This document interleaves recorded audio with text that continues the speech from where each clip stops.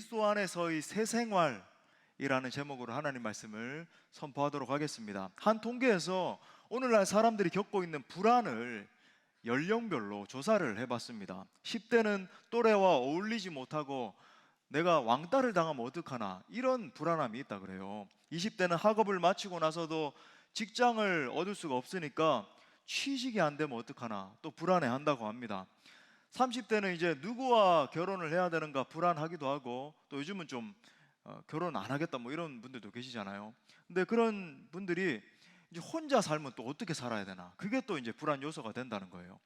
40대는 이제 생활이 조금씩 안정되는 것 같으면서도 결국은 은행에 큰 빚을 지고, 그러니까 카푸어, 하우스 푸어, 요즘은 뭐 집은 있는데 빚을 계속 30년씩 내야 되는 이런 푸어 때문에 또 불안하다는 거예요. 50대는 고립에 대한 불안이 크다라고 합니다. 직장에서 나가라고 할까봐 불안한데 집에서도 나가라고 하니까 불안한 거예요. 60대는 자꾸 주변에 있는 사람들이 먼저 가는 것을 보면서 내가 이제 언제 떠나게 될지 모르는 건강에 대한 불안함이 엄습하고, 이 건강에 대한 불안함이 또 이제 70대, 80대까지도 계속 이제 이어진다라고 하는 거죠. 여러분 잘 아시는 이제 박완서 작가의 홈이라는 산문집에 이런 글이 있습니다. 젊었을 적에 내 몸은 나하고 가장 친하고 만만한 벗이더니 나이 들면서 차차 내 몸은 나에게 삐지기 시작했고, 늙음하게 내 몸은 내가 한평생 모시고 길들여온 나의 가장 무서운 상전이 됩니다. 그렇잖아요. 점점 안 아프던 어깨도 아파오고 허리도 아프고 다리도 저리고 소화도 안 되고 잠도 깊이 자지 못하게 되니까 점점 내 몸이 내가 모셔야 되는 상전처럼 되는 거예요. 이 모든 것들이 많은 현대인들이 지금 짊어지고 가고 있는 이 내적 불안 요소들이라는 겁니다. 하지만 예수님은 이 모든 불안과 염려와 근심과 걱정을 변화시키시는 분이십니다. 부활하신 예수님이 부활 권세를 가지고 계시다는 그 의미가 뭐냐면, 우리에게 진정한 승리를 주시고 평강을 주시고 고요한, 정말 상황이 주지 못하는 이 기쁨을 주시는 하나님이라는 거예요. 그럼 예수님이 과연 어떤 사역을 하셨길래 우리에게 이런 역사를 주시는가? 이사야서 53장 5절에 보면, 오늘 우리도 십자가 권능을 찬양했지만 그 은혜에 대해서 이렇게 말해요. 그가 찔림은, 십자가에 이제 달리시면서 찔림은 우리의 허물 때문이요, 그가 상함은, 채찍에 맞으시고 상함은 우리의 죄악 때문이라. 그가 징계를 받음으로 도리어 우리는 평화를 누리게 되고, 그가 채찍에 두들겨 맞으심으로 우리가 나음을 받았도다. 이 나음이라고 하는 건 영혼의 치유뿐만 아니라 육신적인 치유까지도 말하는 거거든요. 바로 예수님이 우리 대신해서 처참하게 맞으시고 피투성이가 되셔서 십자가에 달려 돌아가셨기 때문입니다. 그 십자가에서 우리의 모든 고통과 수치와 아픔과 절망을 다 짊어지고 죽으셨어요. 특별히 예수님이 주시는 이 치유와 회복은 세상의 어떤 정신과 의사라든지 상담가가 주는 것과 여러분 근본적으로 다르다는 것을 알아야 됩니다. 여러분, 예수님은 우리의 영혼의 근원을 치유하십니다. 예수님의 이 십자가와 부활의 권세는 우리의 인생의 모든 고통들 있잖아요, 수치와 아픔과 여러 가지 절망, 이것들을 단편적으로 표피적으로만 건드리는 게 아니라 근원을 치료해 주세요. 자, 이 모습이 가장 잘 드러나 있는 게 요한복음 2장에 보면 가나 혼인잔치에서 행하셨던 이 기적의 성질을 생각해 보면 알 수 있습니다. 아마 처음 오늘 교회에 오신 분들도 가나 혼인잔치에서 어떤 기적 행했지 일반론에서도 많이 언급되는 거니까 아마 많이들 아실 텐데, 물을 포도주로 변화시키셨잖아요. 맞아요. 예. 말씀해 보니까 물이 뭐 더 진한 물이 됐다든지, 아니면 물을 맛봤는데 사람들이 약간 이게 시간이 오래돼서 이 물을 포도주처럼 이렇게 맛봤더라, 이렇지 않아요. 분명히 물이 포도주로 변했다라고 이야기를 합니다. 이 말이 뭐냐면 물의 화학적인 성분 자체가 근원적으로 변화했음을 보여주는 거죠. 바로 여기서 예수님께서 행하시는 능력과 치유와 이 기적의 성질을 우리가 알 수 있는 겁니다. 여러분, 예수 믿으면 정말로 변화가 일어나는데, 그죠? 병도 치료되기도 하고, 뭐 정신적인 여러 가지 문제들, 스트레스에서의 해방, 여러 가지 상처들, 뿌리 뽑혀지고 이런 일들이 일어나는데, 많은 세상에 있는 사람들이 표피적인 부분만 건드리잖아요. 여러분, 그런 것만이 아니라 예수님은 반드시 문제의 가장 깊은 곳을 터치하십니다. 병든 사람의 이 내면을 변화시키는 거죠. 단순히 어떤 화학적인 약을 먹어가지고 이렇게 정신이 개선되고 이런 게 아니에요. 요즘 지난주에도 말씀드렸지만 현대인들의 가장 어떤 치명적인 부분이 뭡니까? 중독에 빠진 거잖아요. 여러분, 뉴스만 켜도 이제 큰일이다, 젊은이들이 이제 마약 중독에 빠졌다, 계속 나오잖아요. 그죠? 놀라운 건 뭐냐면 이 하구 조사라고 하는 걸 하는데, 이제 낙동강 하류, 뭐 금강 하류, 저기 뭐 한강 하류, 이럴 때 하류에 물을 퍼다가 이렇게 조사를 하면 마약을 얼마나 많은 사람들이 이제 사용을 하는지를 알 수 있대요. 그러니까 실제로 우리나라 사람들이 제일 많은 중독에 빠져 있는 마약이 필로폰이라 그러잖아요. 이 필로폰, 코카인 뭐 이런 것들, 심지어 강한 펜타닐 같은 합성 마약에도 중독된 많은 젊은이들이 있는데, 여러분 놀라지 마십시오. 통계상 보니까 이게 실제로 발표된 거예요. 거의 1000명에서 1300명당 한 명이 어떤 한 가지 마약 이상은 중독돼 있더라는 거예요. 지금 우리 한국 사회가 심각한 일이죠. 1000명을 따지면 여러분 한 명이요. 이게 지금 뭐 점점 더 마약 중독뿐입니까? 미디어 중독, 뭐 연예인 중독. 얼마 코로나 지나면서 사람들이 공허하다 보니까 누구 뭐 트로트 가수 누구 하니까 거기에 막 몇만 명, 수십만 명씩 가서 열광하고 정신이 다 빠져 있는 거예요. 하루 종일 미디어 보고 있고. 근데 여러분, 우리 예수님은 그 중독을 단순히 어떤 뭐 현상만이 치료하는 게 아니라 중독의 근원을 건드리시죠. 예를 들어서 용서하지 또 못하는 사람이 있다라고 생각을 합시다. 이 세상의 어떤 미디어, 영화 같은 데서 비아냥거리는 것처럼, 아, 나는 예수님 때문에 용서받았어, 저 사람은 상처투성인데, 이런 게 아니에요. 어떻습니까? 정말 나의 죄됨이 깨달아지면서, 그죠? 정말 나의 죄됨을 고백하면서 일어나는 근원적인 치유가 여러분 이 기독교 복음 안에, 예수 그리스도 생명 안에서 일어나더라는 거예요. 여러분, 예수님을 만나면 그 어떤 사람도 변화되고 소생될 수 있습니다. 예. 우울증에 걸려서 슬픔에 잠겨있던 사람도 예수님 만나면 소망과 기쁨의 사람으로 변화돼요. 여기에도 그런 분들이, 그렇게 간증하는 분들이 정말 많이 계세요. 사회에서 낙오됐다라고 생각하면서 좌절하고, 심지어 범죄를 저질러서 나는 이제 사회에서 이제 격리돼서 이제 함께 어울려서 살아갈 수 없다, 사회 구성원으로서 존재할 수 없다, 이런 사람이라 할지라도 여러분 정말 예수 믿고 회개하면 변화될 수 있습니다. 그 어떤 사람도 예수 믿음에 치유되는 거죠. 바뀌는 거죠. 회복되는 거예요. 예수님을 믿는다라고 하는 일은 마치 새 옷을 입는 것과 같습니다. 원래 우리가 입고 있던 누더기와 같은 더러운 옷에다가 뭐 예쁜 뭐 핀 하나 달고 액세서리 몇 개 매달고 이래가지고 좀 이렇게 사람들로부터 이렇게 가리는 그런 정도가 아니에요. 솔로몬의 다른 이름이 여디디아 그러잖아요. 그죠? 하나님의 옷으로 완전히 새 옷을 입혀주시는 걸 말하는 거죠. 더러운 옷이 벗겨지고 소위 인생 혁명, 예수 혁명이 일어나게 되는 거예요. 새 포도주를 새 부대에 넣듯이 여러분 예수님을 내 마음 가운데 모시게 되면 변화가 일어나는 줄 믿습니다. 그래서 오늘 말씀에서 이 말씀하는 거죠. 우리 오늘 말씀 다시 한번 읽어볼까요? 시작. 그런즉 누구든지 그리스도 안에 있으면 새로운 피조물이라, 이전 것은 지나갔으니 보라 새 것이 되었도다. 할렐루야. 여러분, 이게 어떤 형이상학적인 변화, 플라톤 철학적인 이데아적인 변화, 이런 게 아니에요. 정말로 우리의 전 존재가 새 것이 되는 줄 믿습니다. 그래서 오늘 말씀을 통해서, 오늘 또 처음 오신 분들 많이 계신데 우리의 영혼을 정말 변화시키시고, 아마 그런 분들 많이 계실 텐데, 목사님 저는 내적인 갈등을 가지고 나왔어요, 상처가 많이 있습니다, 저는 이렇게 바뀌고자 하는데 옛 습관에서 정말 더러운 악습으로부터 벗어나지를 못하고 있어요. 여러분, 그런 모든 것들이 치유되고 변화되는 그 놀라운 예수님 만나는 시간 될 수 있기를 축복합니다. 자, 세 가지로 어떻게 하면 우리가 이 진정한 변화를 경험할 수 있을 것인가. 첫 번째는 예수님을 나의 주님으로 모시고 예수님 중심으로 살아야 됩니다. 우리 한번 따라해 봅시다. 예수님을 나의 주님으로 모시고 예수님 중심으로 살아야 한다. 예수님은 우리의 마음 문을 똑똑똑똑 두드리시는데 우리 마음 문을 여시고 그 속으로 들어오시기를 원하세요. 자, 계시록 3장 20절 말씀 보니까 볼지어다, 예수님 말씀하시는 거예요. 내가 마음 문 밖에서 쿵쿵쿵 서서 두드리노니 누구든지 내 초청, 나의 이 음성을 듣고 그 마음의 문을 열면 내가 그에게로 들어가 그와 더불어 먹고, 그죠? 그는 나와 더불어 먹으리라. 그러니까 이 먹는다라고 하는 거, 여러분 식탁 교제가 우리 인간 안에서 일어나는 교제의 상위 아닙니까? 그죠? 진짜 교제가 일어나는 걸 말하는 거잖아요.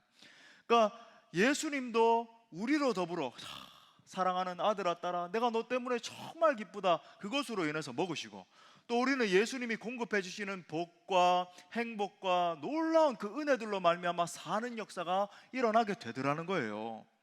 간혹 어떤 분들은 예수님을 주인으로 모신다라고 하면서도 실제 삶에서는 무슨 하숙방 건너집에 사는 어떤 청년 모시듯이 그렇게 사는 분들이 있어요. 여러분, 그런 신앙은 예수님을 믿어도 변화도 되지도 않고 능력도 나타나지 않습니다. 간혹 정말 예수님을 믿는다라고 하면서도 물론 우리가 불안전하다 보니까 때때로 넘어지기도 하고 좀 죄도 짓고 그렇게 살아가는 사람들이 있습니다만, 그럼 보편적인 걸 이야기하는 게 아니라 정말 예수 믿는다라고 하면서도 뭐 저 사람은 어떻게 저래? 이런 부패한 모습들을 보게 되잖아요. 여러분, 그거 왜 그런가? 예수님을 정말 안 믿어서 그런 거예요. 그 껍데기만 그냥 왔다 갔다 신앙생활 하는 거지. 정말 예수님을 나의 구주, 나의 하나님으로 모신다는 것의 의미가 무엇입니까? 그것은 마치 나라의 주인이 바뀌는 것과 같은 그런 이치입니다. 나라의 리더가 바뀌면 그 리더의 생각과 정책에 따라서 나라의 모든 것들이 다 바뀌잖아요. 그런 것과 마찬가지예요. 예수님을 믿는다라고 하는 것은 예수님을 정말로 내 마음속에 주인으로 모시고 내 마음속에 리더로 모시는 거예요. 예전에는 내 생각, 내 통박, 내 지혜에 따라서 살았습니다. 그러니까 어때요? 삶이 어깨가 무겁고 고달파요. 한숨이 나오고 대체 이 삶을 어떻게 살아가야 될까? 그러다 보니까 세상 철학들 뒤적거려 봐도 거기에도 답이 없고 그 사람도 뭔 소리를 하는지도 모를 정도로 그렇죠? 근데 여러분, 이제는 예수님을 나의 리더로 모시고 주님, 제가 주님을 따르겠습니다, 주님 말씀하시는 대로 걸어가겠습니다 하다 보니까 삶의 무게가 가벼워지는 거예요. 하나님이 도와주시는 걸 느끼게 되고, 취업의 문도, 직장, 뭐 여러 가지 삶의 문제 다 내 삶의 다락방이 아니라 안방에 모시는 주인 바꾸기가 일어나야 합니다. 주인이 바뀌어야 돼요. 주인이. 결혼을 한번 생각해 보십시오. 만약에 우리가 결혼을 했는데 내 마음 가운데 신랑이 한 분이 아니라 두 분, 세 분, 신부가 세 분, 네 분이 계시다라고 한다면 여러분, 이게 정상적인 결혼 생활이 되겠습니까? 마찬가지로 예수님은 나의 유일한 분, 나의 신랑, 나의 왕이 되기를 원하시는 거예요. 주님을 내 중심에 모시고 주님을 중심으로 내 모든 신앙이 이루어져야 된다라고 하는 겁니다. 지난 금요일에도 말씀드린 것처럼 종교인과 신앙인의 차이가 바로 여기서부터 비롯되는 거죠. 종교인은 뭐예요? 여전히 난 뭐 그 교회도 다닙니다, 뭐 찬양도 합니다, 주님을 찬양하오니 경배하오니 하긴 하는데 내 삶의 중심의 주인이 여전히 나인 거예요. 옛 습관인 겁니다. 죄인 거예요. 그러니까 끌려다니는 삶, 능력 없는 삶, 기쁨이요 결여된 삶, 중독을 벗어나지 못하는 삶을 살아가게 되는 거죠. 진정한 신앙인은 어떻습니까? 예수님이 진짜 나의 왕 되시는 거죠.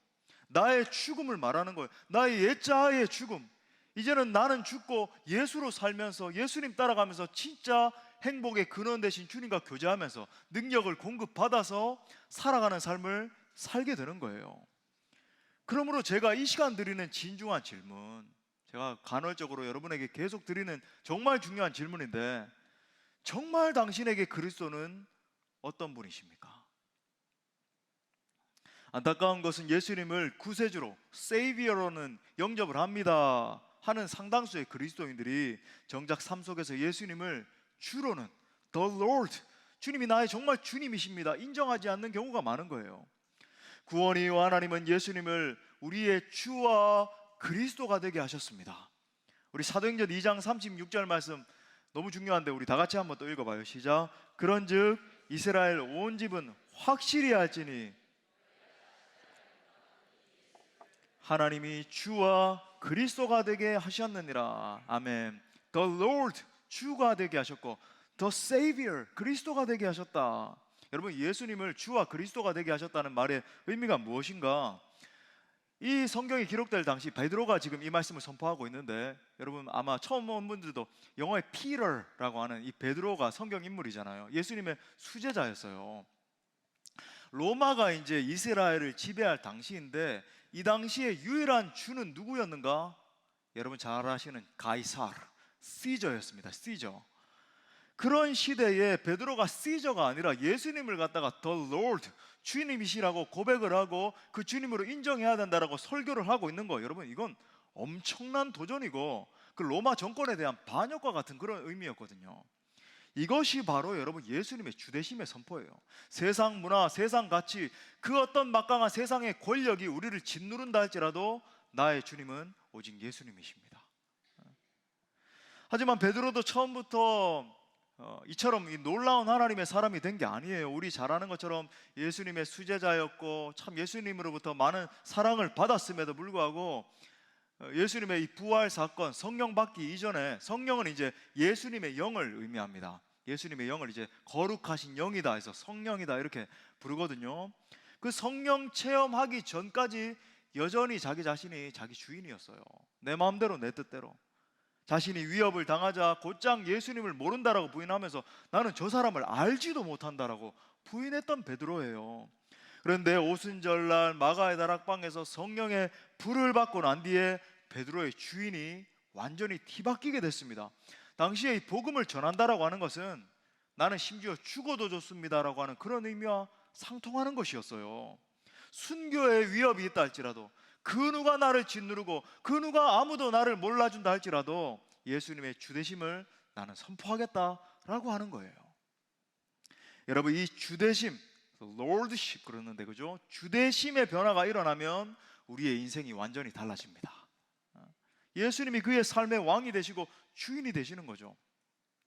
시편 23편, 제가 참 사랑하는 말씀인데 여러분 또 많이 들어보셨을 거예요. 다윗이라고 하는, 영어의 데이빗, 그죠? 실제 이스라엘 백성들이, 지금도 이스라엘 사람들이 가장 존경하는 인물 그러면 딱 두 인물 드는데, 모세, 그 다음에 다윗, 이렇게 두 인물 들거든요. 다윗 왕.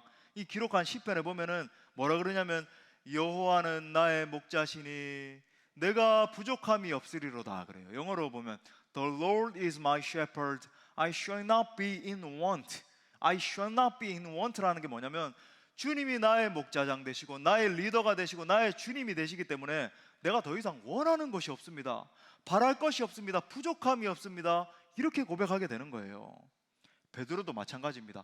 베드로의 주인됨이 바뀌는 역사가 일어나니까 능력이 임하고 권능이 임하고 완전히 새로운 사람이 되는데, 베드로가 말씀을 전할 때 하루에 3,000명이 예수님 앞에 돌아오는 역사가 일어난 줄 믿습니다.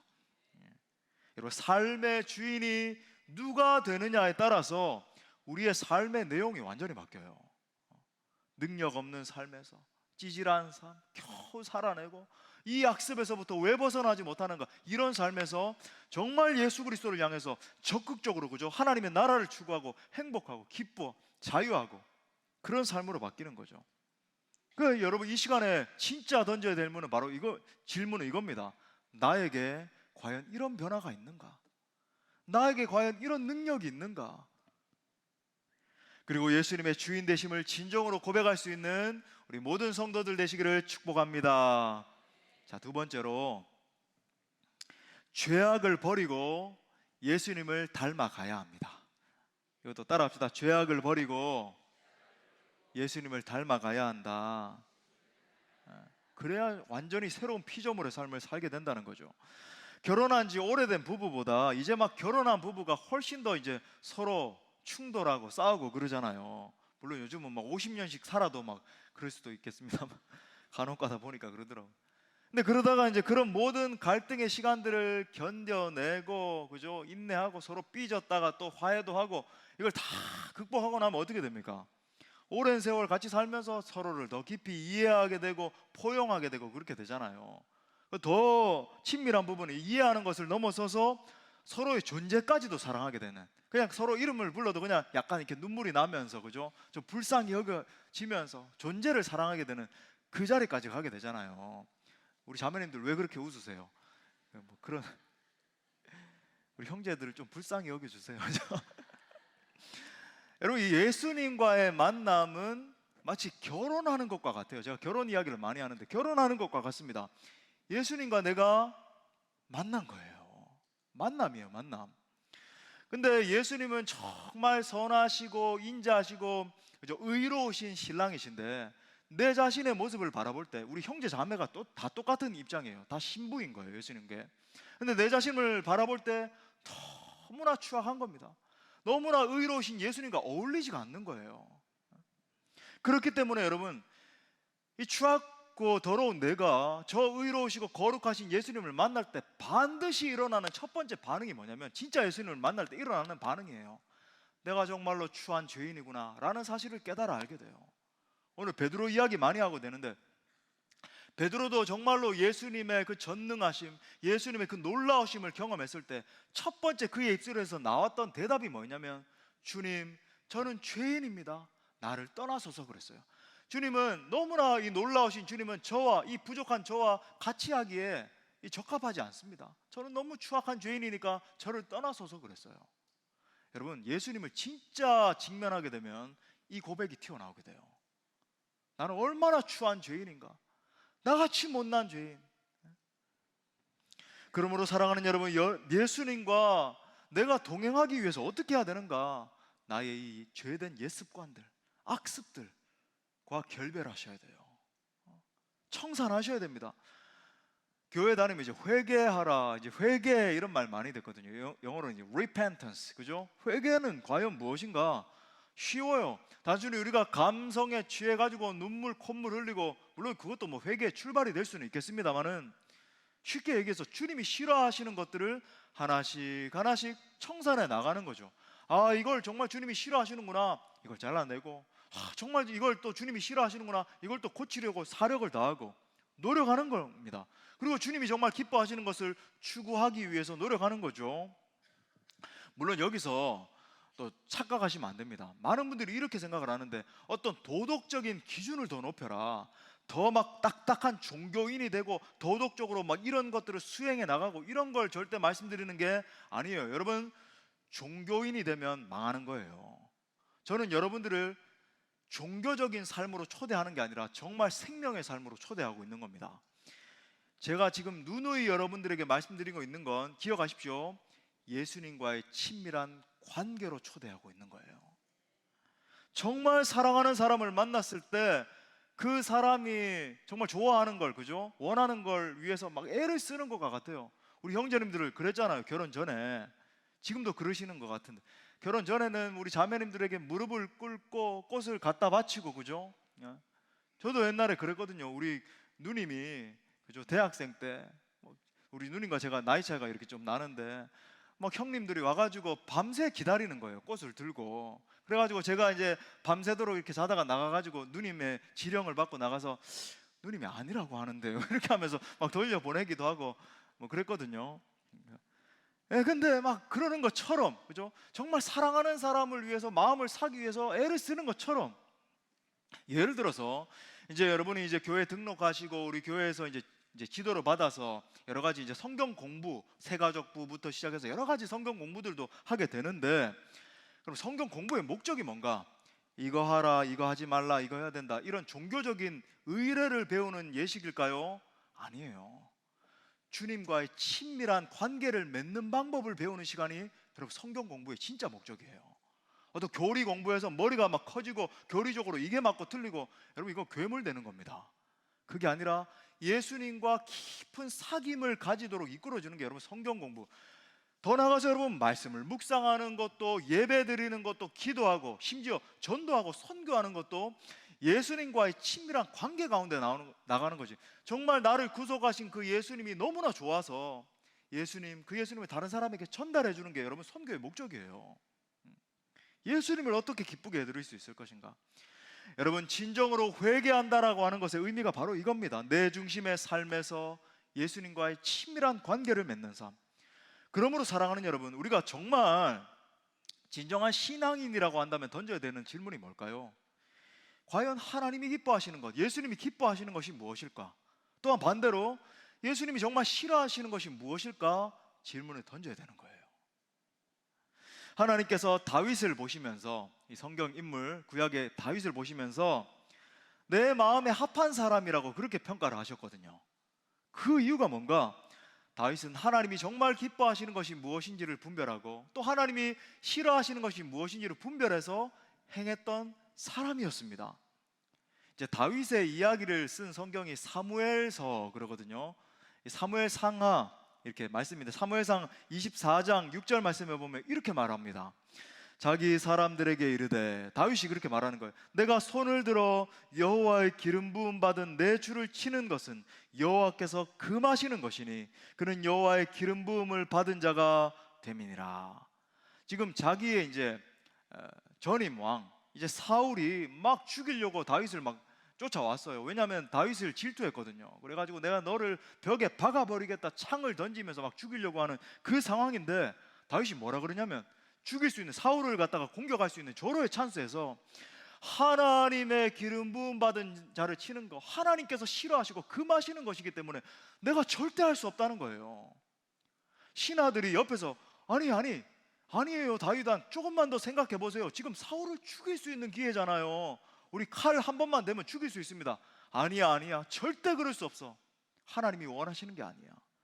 여러분, 이 정도는 돼야 정말 변화된 사람이고 축복의 사람이라고 할 수 있지 않겠습니까?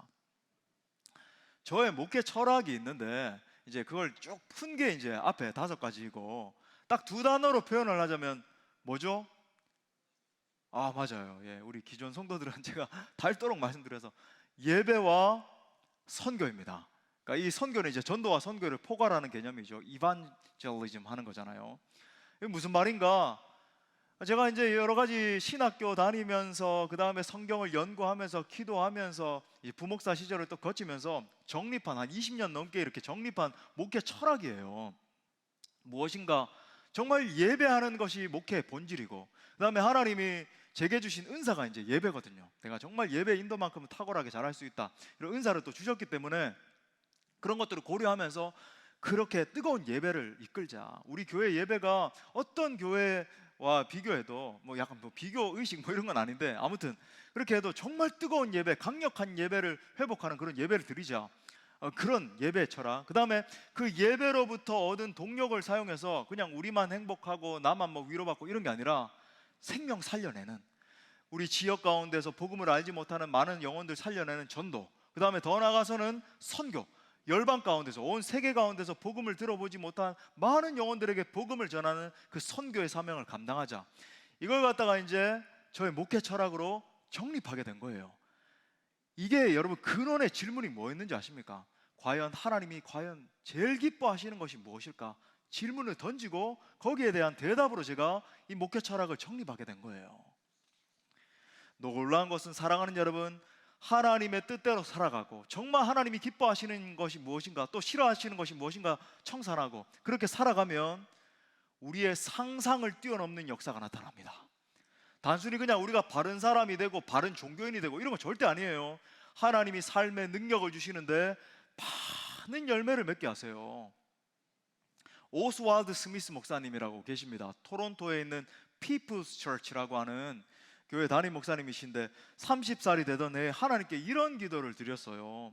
주님, 많은 사람들에게 복음을 전하는 큰 교회의 목사보다도, 전 세계를 돌아다니며 설교를 하는 인기 부흥 강사보다도 하나님의 뜻을 알고 그것에 따라 살아가는 목사가 되게 하여 주옵소서. 이 스미스 목사님이 오로지 하나님의 뜻에 맞고 하나님이 기뻐하시는 그런 목사님이 되기를 간절히 바라면서 그렇게 기도를 한 거죠. 그러니까 목사로서 뭐 유명해지고 능력을 인정받고 싶은 마음도 있었지만은 그것보다 하나님의 뜻에 맞추는 것이 더 중요하다라고 생각을 했고, 또 그런 목회를 하면서 삶을 살았습니다. 그런데 하나님의 뜻에 맞추려고 노력하고 그렇게 걸어가는 그 목사님에게 놀라운 일들이 일어나기 시작했어요. 하나님이 그의 목회에 복을 내려주시기 시작했습니다. 제가 이제 석사학위를 하던 그 토론토 땅이잖아요. 그 근처에 이 피플스 처치가 있었거든요. 오스왈드 스미스 목사님이 목회하던 부흥의 사람, 이분이 목회하던 곳이 있었는데, 하나님이 이 목회에 복을 주셔서 물론 뭐 성도가 수천 명으로 부흥되는 건 물론이고 실제 캐나다 전체에서 제일 큰 교회가 이 교회입니다. 그렇게 되고 더 놀라운 건 뭐냐면 이 단일 교회에서 500명이 넘는 선교사를 파송하는 엄청난 교회로 하나님이 그렇게 세워주신 거예요. 그뿐만이 아니라 스미스 목사님은 실제로 전 세계의 선교지를 돌아다니면서 복음을 외치고 복음의 중요성을 전하는 세계적인 부흥 강사, 세계적인 선교 동원가로 세움을 받았습니다. 기억하십시오. 우리가 하나님의 뜻에 맞추는 삶을 살아갈 때, 정말 하나님이 기뻐하시는 것이 무엇인가 그렇게 살아갈 때 우리의 삶 가운데 우리의 생각을 뛰어넘는 역사가 일어나게 되는 것입니다. 가정도 직장도 사역도 모든 것에서 내 수준이 아니라 하나님 수준의 역사가 일어나기 시작해요. 하지만 여러분, 하나님을 위하는 척하면서 나의 욕심을 위해서 살면 모든 것이 헛된 수고일 뿐인 거죠. 한 번밖에 없는 인생, 여러분은 어떠한 인생을 사시겠습니까? 바라기는 저는 여러분 모두가 하나님 수준의 삶을 살 수 있기를 축복합니다. 자, 마지막 세 번째, 예수님과의 친밀한 관계를 위해 노력해야 됩니다. 우리 마지막으로 한번 따라합시다. 예수님과의 친밀한 관계를 위해 노력해야 한다. 자, 이 질문으로부터 비롯된 거죠. 어떻게 하면 정말 새로운 피조물, 새 것으로 새 삶을 살 수 있을 것인가? 우리 예수님께서 아주 의미심장한 비유를 드셨어요. 이 새로워지는 것에 대해서. 마태복음 9장 17절에서 우리 처음 듣는 분들도 또 아는 비유입니다. 이렇게 말씀하셨어요. 새 포도주를 낡은 가죽 부대에 넣지 아니하나니 그렇게 하면 부대가 터져.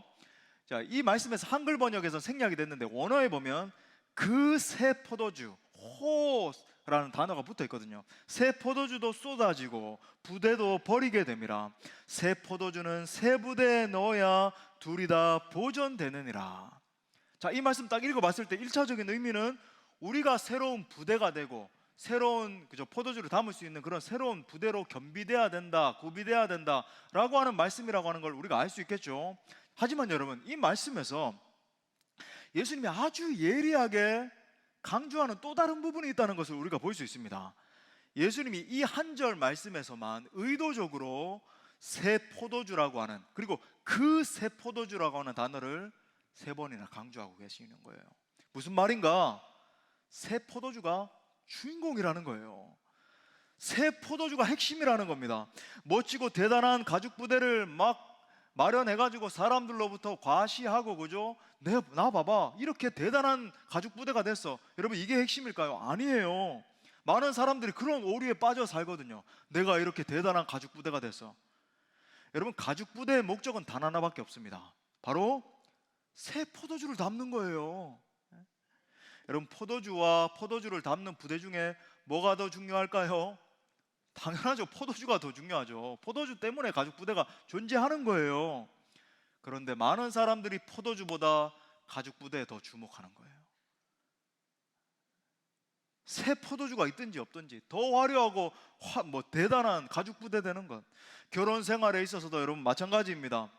어떤 집안 살림을 잘하고 집안의 가구를 더 대단한 걸 하고 자녀들 교육을 위해서 요거 더 하고 더 하고, 이것 때문에 맨날 싸우잖아요. 근데 여러분, 그거보다 더 중요한 게 여러분, 날마다 여러분이 조우하고 대화하고 하는 누구예요? 내 남편이고 내 아내가 사실 더 중요하잖아요.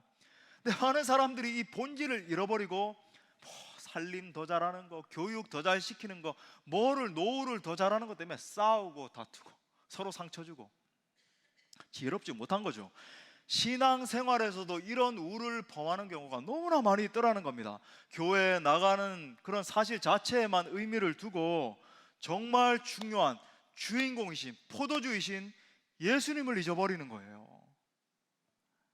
신랑 대신 예수님을 만나질 못하고 예수님과의 사귐이 없는 상태로 교회만 왔다 갔다 하는 사람들이 너무 많아요. 10년, 20년, 30년을 지났음에도 불구하고. 그러니까 여러분, 그러다 보니까 어떻게 돼요? 종교적인 언어는 배워요. 앞에 나와서 기도도 잘할 수도 있습니다. 봉사활동할 때도 사람들로부터 대단한 사람으로 인정받을 수 있어요. 왜? 종교적인 활동에 있어서는 굉장히 능해지거든요, 세월이 가면서. 근데 예수님을 못 만난 거예요. 정말 신랑 되신 그 예수님과 깊은 사귐을 누리질 못하고 있는 겁니다. 그러니까 마음도 공허해지고, 그죠? 피폐해지고, 온갖 짜증과 분노와 여러 가지가 다 열매 맺게 되고, 이런 분들은 마치 결혼식을 하고 신랑을 잃어버린 신부와도 같은 이치인 거죠. 여러분, 다른 이방 종교와 처음 오는 분들 이런 질문 들 수 있어요. 우리 기독 신앙의 차이가 무엇입니까? 여러분, 이방 종교를 믿는 동기는 두려움이죠. 내가 저 신에게 두려워 벌벌 떨면서, 그죠? 저 공포스러운 신의 가려운 등을 잘 긁어줘서 내가 원하는 것 얻어내고, 아니면 혹시나 내가 저 신에게 잘못 보이면 해를 당하지 않을까 두려움에 벌벌 떨면서, 그래서 2000배 3000배 하고 뭐 공을 들이고 이런 식으로 하는 거예요.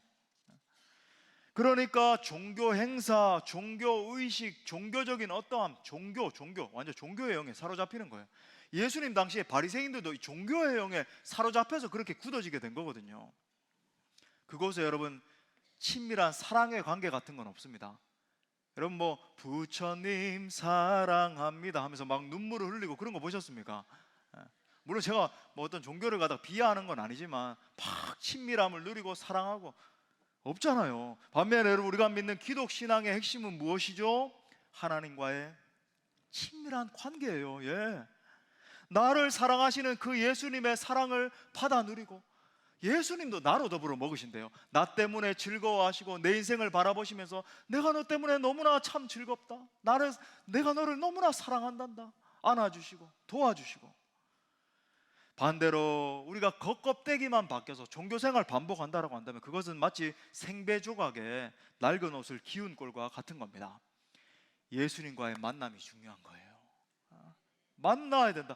만남이 우리를 치료하고, 만남이 우리를 예수님 닮게 하고, 만남이 우리를 강하게 하는 것입니다. 예배도 마찬가지예요. 여러분 예배를 드리시면서 하나님과 만남이 없는 예배는 여러분 이거 쇼에 불과한 거죠. 연극하는 거예요.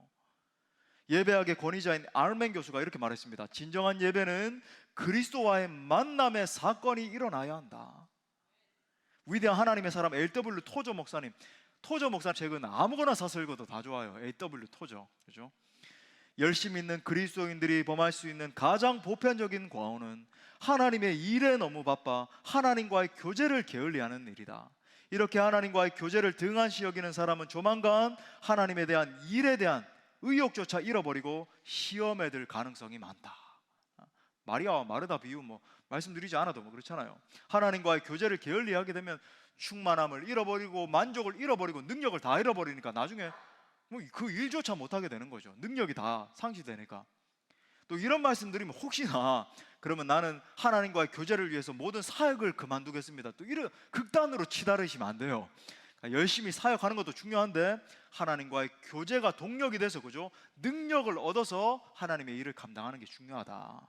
사랑하는 여러분, 지금 여러분의 삶에서 예수님은 어디에 계십니까? 우리 주님은 여러분과 우리와 교제하기를 원하세요. 나와 함께 하셔서 날 도와주시기를 원하십니다. 고린도전서 1장 9절 우리 마지막으로 한번 읽어봐요. 시작. 너희를 불러 그의 아들 예수 그리스도 우리 주와 더불어 교제하게 하시는 하나님은 미쁘시도다. 아멘. 말씀의 결론을 맺겠습니다. 예수님을 믿고 구원받는 것은 완전히 새로운 피조물이 된다는 것을 의미합니다. 예수님이 내 마음에 오시고 나의 인생길 가는 것을 인도하시고 나를 하나님의 영광을 위해서 사는 삶으로 통치하신다는 걸 의미하는 거죠. 이 놀라운 변화가 여러분들 가운데 꼭 일어날 수 있기를 축복합니다. 이 시간 결단하셔야 돼요. 3가지. 첫 번째는 하나님께서 정말 내 삶의 주인 되시도록 중심에 모시십시오. 두 번째는 또한 하나님을 정말 기쁘시게 해드리는 게 뭘까 선택하시고, 아니면 하나님을 슬프게 하는 게 뭘까 정말 끊어내시고, 그죠? 세 번째는 나아가 무엇보다 예수님과의 깊은 사랑의 교제를 나누십시오. 아무쪼록 나를 새롭게 하시는 그 예수님을 모시고 새롭게 변화를 받아서 여러분 인생을 통해서 다른 것이 아니라 하나님의 기쁨으로 영광으로 올려드리게 되는 한 분 한 분 모두가 될 수 있기를 간절히 축원합니다. 우리 말씀을 주신 하나님께 영광의 박수 올려드립니다. 잠시만 앉아 계시고, 지난주에 이어서 또 오늘도 방문하신 분들이 많이 계세요. 처음 오신 분들 많이 계시는데 예수님 영접하는 시간을 한 번 더 드리기를 원합니다. 혹시나 오늘 이 복음의 말씀을 듣고 예수님을 나의 구주, 나의 하나님으로 내가 믿겠습니다, 영접한다는 것은 뭐 접신하고 이런 게 아니라 accept 한다는 거예요. 영어로 말하면 받아들이겠습니다, 제가 믿겠습니다, 예수님 따르겠습니다 결정하는 걸 의미하는 거예요. 그래서 예수님을 나의 구주로 나의 하나님으로 믿겠습니다 이런 지체가 있으면 함께 이 기도를 따라했으면 좋겠어요. 그리고 우리 지체들 중에서도, 기존의 지체들 중에서도 나는 아직까지 예수님을 나의 주인으로 못 모신 것 같습니다, 그런 지체들도 함께 했으면 좋겠어요. 우리 그렇게 결단하는 지체들은 한번 눈을 감고 자신의 가슴에 한번 오른손을 얹읍시다. 정말 주님 앞에 그렇게 결단하는 마음으로 한번 오른손 얹고 저를 따라서 한번 결정하면서 기도해 주시기 바랍니다. 주 예수님, 나는 주님을 믿고 싶습니다. 십자가의 죽으심으로 내 죄값을 담당하시니 감사합니다. 지금 나는 내 마음의 문을 열고 당신을 나의 구주, 나의 하나님으로 영접합니다. 나의 죄를 용서하시고 영원한 생명을 주심을 감사합니다. 나를 다스려 주시고 나를 주님이 원하시는 사람으로 만들어 주세요.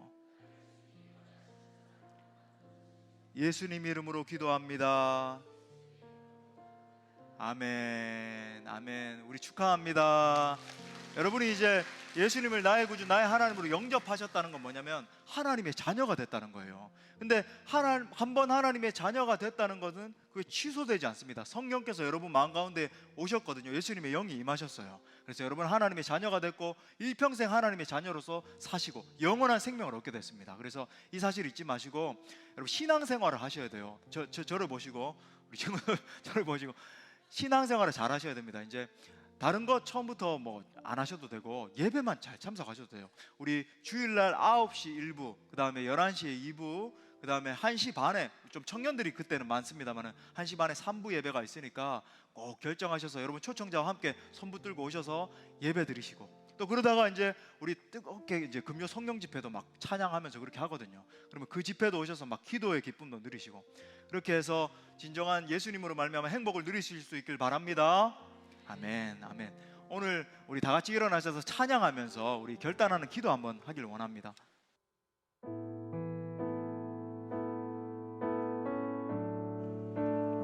우리가 들은 이 복음을 이제 고백하는데 예수님에 대한, 예수님이 이런 분이십니다 고백하는 그런 찬양이에요. 우리 함께 한번 찬양합시다. 슬픈 마음이 있는 자, 몸과 영혼 병든 자, 누구든지 부르시오. 예수 이름 부르시오. 그 이름을 믿는 자, 그 이름을 부르는 자, 그가 어떤 사람이든 그는 구원 얻으리. 한 번 더. 슬픈 마음 있는 자, 슬픈 마음 있는 자, 몸과 영혼 병든 자, 누구든지 부르시오. 누구를 불러요? 예수 이름 부르시오. 아멘. 그 이름을 믿는 자, 그 이름을 부르는 자, 그가 어떤 사람이든 그는 구원 얻으리.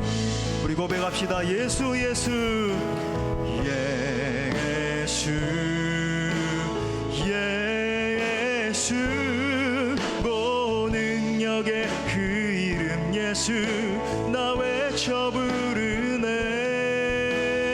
예수 예수, 고 구원의 그 이름 예수, 나 외쳐 부르네. 예수 그리스도. 베드로의 고백과 같이 은과 금 내게 없으나, 은과 금 내게 없으나 나 가진 건 너에게 주니.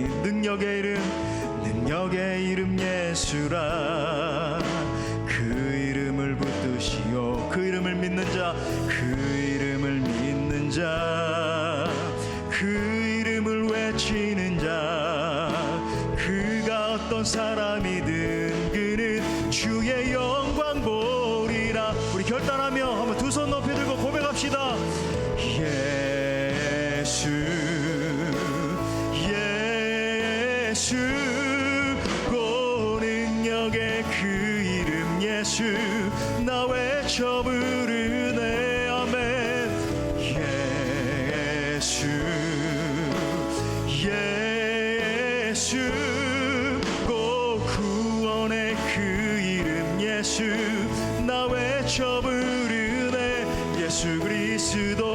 다시 한 번 더 예수님의 이름을 부르며 예수,